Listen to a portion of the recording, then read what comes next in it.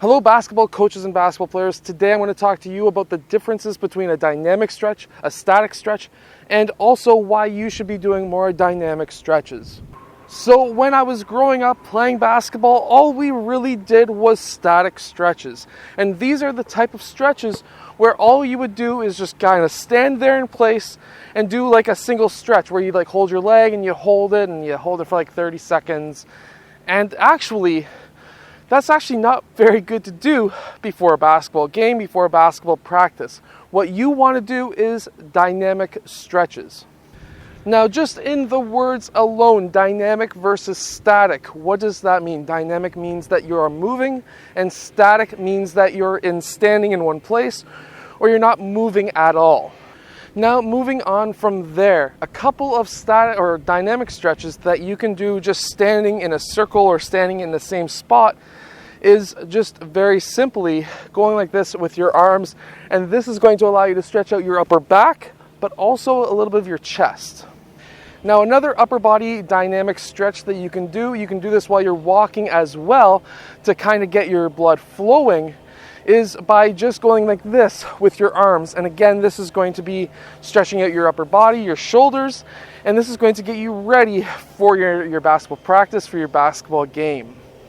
Now, you can even mix in some static stretches with dynamic stretches. And what I mean by that is you can be walking down the court, stretching, or around the court, and just walking, pull it once, down, pull this one down once, and pull it back down while you're walking. And you can keep on doing that for maybe a lap or two.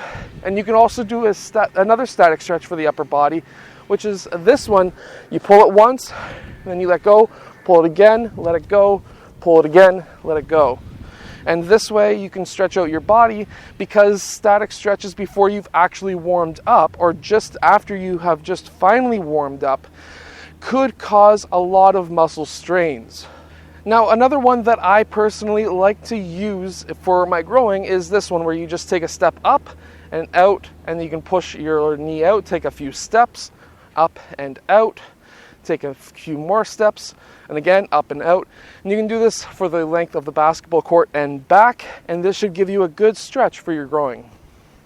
Now, for the back of your legs, what I like to have my players do is walking down the court and back by just taking a few steps, pull the knee up, take a few more steps, pull the knee up, and you would do this the length of the basketball court and back. Now, another stretch that I like to run with my team is taking a step ahead, quite literally heel touching toe, bending down, taking a few steps, and now it's going to be your left foot ahead, and then bending down, and this is going to be stretching out the back of your legs, behind your knee. You will feel the stretch, and you're going to do that all the way down the court and all the way back down the court. Now, for the fronts of your legs, a very common one you're going to see with a lot of coaches that will actually run this one, and that is butt kicks. And all you need to do is basically kick your butt all the way down the court and all the way back. And also, personally, I like this one too, where you take a few steps, you use your right hand with your left hand with right foot, pull it once, get this one, pull it once, take a few more steps, pull the right one again, and then you keep on going all the way down the court and back. Now, by incorporating dynamic stretches 10 to 15 minutes before a workout, before a warm-up, before a practice, anything will allow you to stretch out your muscles a little bit better so that you're a little bit more malleable when you first start off the game. You can also do these during the game when you're on the sideline, where you can go up against a wall, and you can be 45 degrees angle from the wall, and you can just kick your leg back and forth. And you can be doing this with both legs in the middle of the game just to stay malleable, so when your coach calls upon you to get into the game, you're ready. Because believe me, I have been in a couple of games where I've been in tons of foul trouble, where you kind of sit for 2 quarters and you do nothing.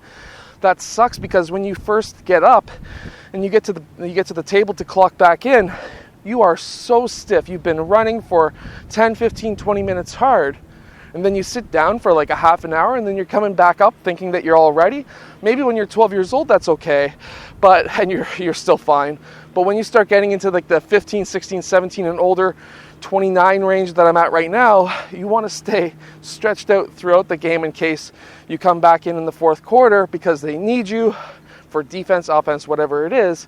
And it really sucks when you're going up against a player who has now been playing throughout the whole game, and you've been sitting the second and third quarter, and he's going to be all malleable, ready to go, even though he might be a little bit worn out, but you're stiff. So stay stretched out throughout the game as well. And now after your practice, after your warm-up, actually not after your warm-up, after your practice, after your game, after your workout session, do some static stretches, which is just standing still, holding a stretch for 30 seconds. But I'm going to go over those stretches in another video later on. So stay tuned for that one, and I will see you guys again tomorrow for another daily basketball video.